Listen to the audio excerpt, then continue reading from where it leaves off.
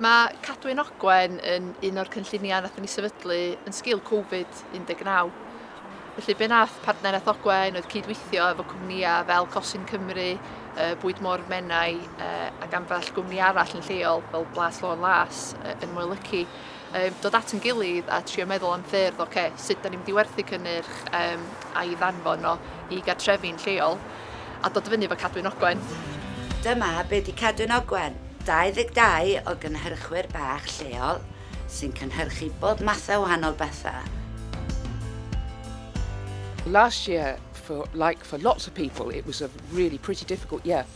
Just when we as local businesses were really struggling, when our markets had just sort of collapsed, there was Cadwyn Ogwen to really pick us up again and to find those connections with the local community. I work for the Mae Seafood Company. Through Cadwyn Ogwen we sell all of our smoked fish. It's been really good. It's made business so much easier for us. We just thought it'd be amazing to be able to give good produce to people who were stuck at home. They could make their own meals and make something a bit more interesting that they probably wouldn't usually have the time to make. Just as much as the practical help, it was that sort of psychological help. It just seemed as if our local community was behind us and helping us out. Ar ddydd Iau, fel welwch chi, da ni'n brysur yn pacio.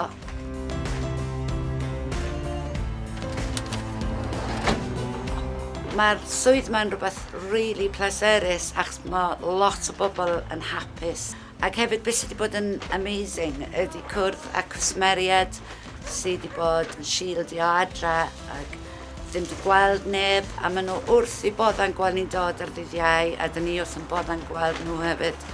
Dwi'n meddwl bod y broses o archebu gan Cadwyn Ogwen yn gallu bod yn chydig o highlight yn wsos rhywun, a bod yn onest. Dwi'n edrych ymlaen i brawn dydd Iau i gael ymharselu bach o treats.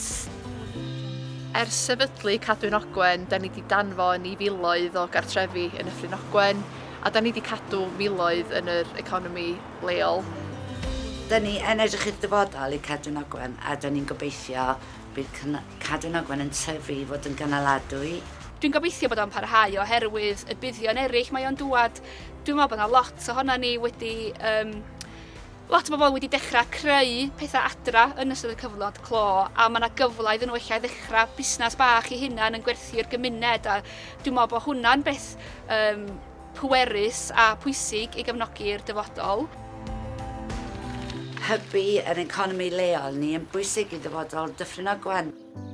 Mae'n bwysig iawn i fi a dyna beth sy'n ei fi'n hapus am wneud y gwaith yma. Dwi'n falch iawn o Cadwyn Ogwen achos mae o yn cynrychioli pob dim mae partneriaeth Ogwen amdan, sef cynaladwyedd amgylcheddol, diwylliannol, cymunedol ac economaidd.